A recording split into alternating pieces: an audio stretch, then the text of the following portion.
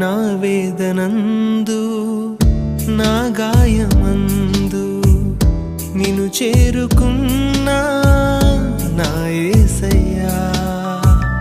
నీ చరణమందు నీ ధ్యానమందు నిన్ను కోరుకున్నా నీ ప్రేమకై కరుణించినావు నన్ను పిలిచినావు గమనించినావు ఘనపరచినావు నీవేగదే